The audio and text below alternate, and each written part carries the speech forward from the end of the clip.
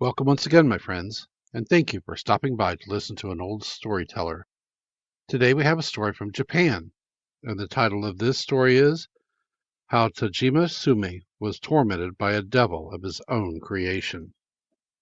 Once upon a time, a certain Ronin, Tajima Shume by name, an able and well-read man, being on his travels to see the world, went up to Kyoto by the Tokaido. One day, in the neighborhood of Nagoya, in the province of Owari, he fell in with a wandering priest, with whom he entered into conversation. Finding that they were bound for the same place, they agreed to travel together, beguiling their weary way by pleasant talk on diverse matters. And so, by degrees, as they became more intimate, they began to speak without restraint about their private affairs, and the priest, trusting thoroughly in the honor of his companion, told him the object of his journey. For some time past, said he, I have nourished a wish that has engrossed all my thoughts, for I am bent on setting up a molten image in the honor of Buddha. With this object I have wandered through various provinces collecting alms, and, who knows by what weary toil, we have succeeded in amassing 200 ounces of silver, enough, I trust, to erect a handsome bronze figure. What says the proverb? He who bears a jewel in his bosom bears poison. Hardly had the Ronin heard these words of the priest than an evil heart arose within him, and he thought to himself, man's life from the womb to the grave is made up of good and of ill luck. Here am I, nearly 40 years old, a wanderer without a calling or even a hope of advancement in the world. To be sure, it seems a shame, yet if I could steal the money this priest is boasting about, I could live at ease for the rest of my days. And so he began casting about how best he might compass his purpose. But the priest, far from guessing the drift of his comrade's thoughts, journeyed cheerfully on till they reached the town of Kuwana. Here there is an arm of the sea which is crossed in ferry boats that start as soon as some 20 or 30 passengers are gathered there, and in one of these boats the two travelers embarked. About halfway across, the priest was taken with a sudden necessity to go to the side of the boat, and the Ronin, following him, tripped him up whilst no one was looking, and flung him into the sea. When the boatmen and passengers heard the splash and saw the priest struggling in the water, they were afraid, and made every effort to save him. But the wind was fair, and the boat running swiftly under the bellying sails, so they were soon a few hundred yards off from the drowning man, who sank before the boat could be turned to rescue him. When he saw this, the Ronin feigned the utmost grief and dismay, and said to his fellow passengers, This priest whom we have just lost was my cousin. He was going to Kyoto to visit the shrine of his patron, and as I happened to have business there as well, we settled to travel together. Now, alas! By this misfortune my cousin is dead, and I am left alone. He spoke so feelingly and wept so freely that the passengers believed his story, and pitied and tried to comfort him. Then the Ronin said to the boatman, We ought by rights to report this matter to the authorities, but as I am pressed for time, and the business might bring trouble on yourselves as well, perhaps we had better hush it up for the present, and I will at once go on to Kyoto and tell my cousin's patron, besides writing home about it. What think you, gentlemen? Added he, turning to the other travelers. They, of course, were only too glad to avoid any hindrance to their onward journey, and all with one voice agreed to what the Ronin had proposed, and so the matter was settled. When at length they reached the shore, they left the boat, and every man went his way.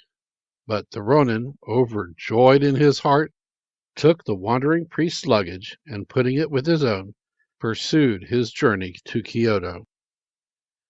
On reaching the capital, the Ronin changed his name from Sume to Tokube, and, giving up his position as a samurai, turned merchant and traded with the dead man's money. Fortune favoring his speculations, he began to amass great wealth and lived at his ease.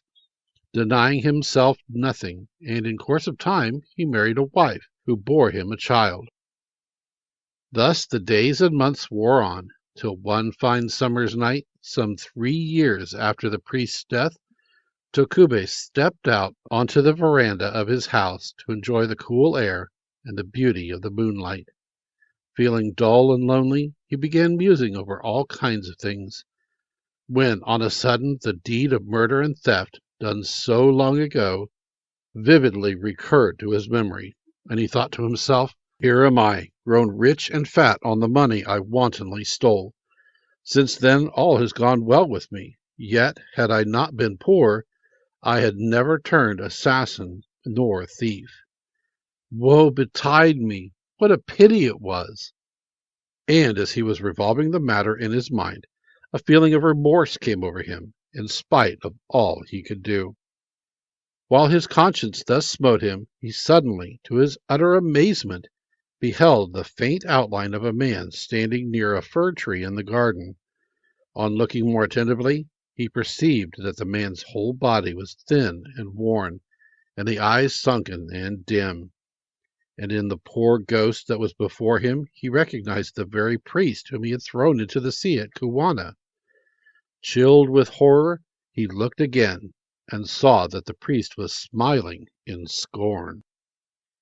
He would have fled into the house, but the ghost stretched forth its withered arm, and, clutching the back of his neck, scowled at him with a vindictive glare, and a hideous ghastliness of mien, so unspeakably awful that any ordinary man would have swooned with fear.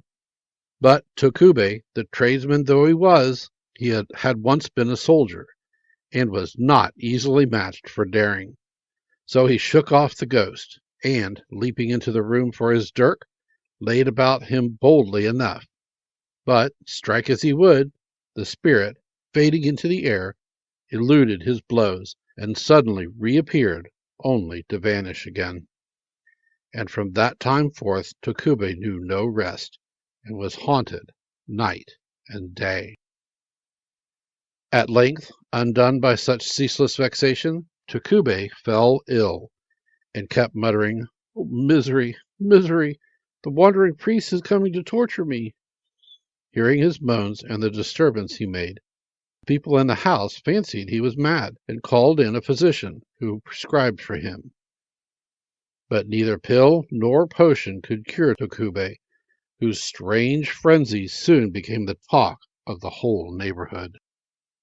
Now it chanced that the story reached the ears of a certain wandering priest who lodged in the next street.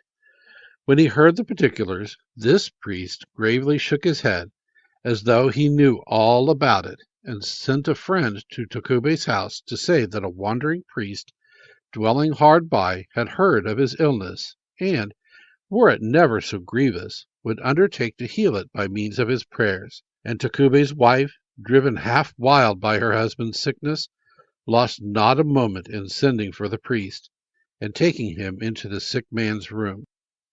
But no sooner did Tokube see the priest than he yelled out, "Help! Help! Here is the wandering priest come to torment me again. Forgive! Forgive!" And hiding his head under the coverlet, he lay quivering all over. Then the priest turned all present out of the room, put his mouth to the affrighted man's ear, and whispered, "3 years ago, at the Kuwana ferry, you flung me into the water, and well you remember it." But Tokube was speechless, and could only quake with fear. "Happily," continued the priest, "I had learned to swim and to dive as a boy.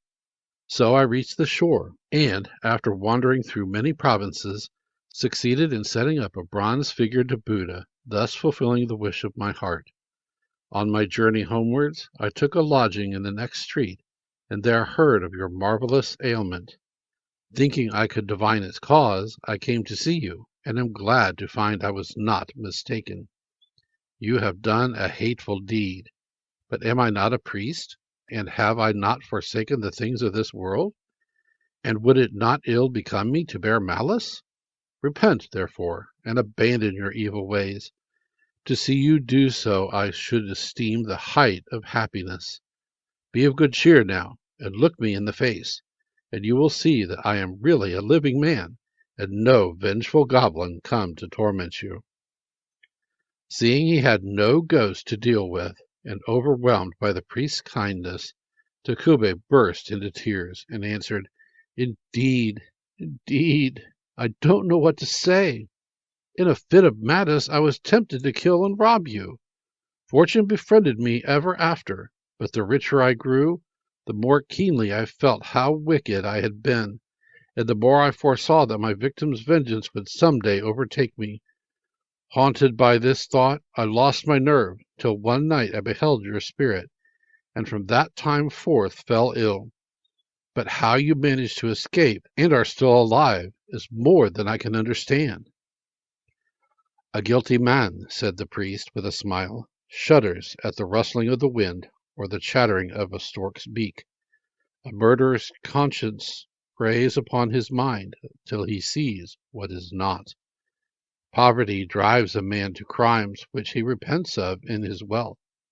How true is the doctrine of Moshi, that the heart of man, pure by nature, is corrupted by circumstances."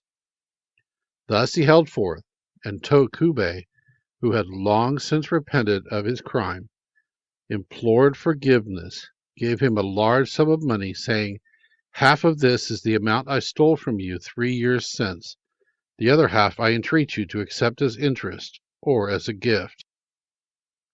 The priest at first refused the money, but Takube insisted on his accepting it, and did all he could to detain him, but in vain, for the priest went his way and bestowed the money on the poor and needy. As for Takube himself, he soon shook off his disorder, and thenceforward lived at peace with all men, revered both at home and abroad, and ever intent on good and charitable deeds. Thank you once again for listening to this story. If you enjoyed this story, please press that like button. Also, please help an old storyteller out by subscribing to my channel. The next story will be posted in a few days, so until then, may your story continue to be a good one.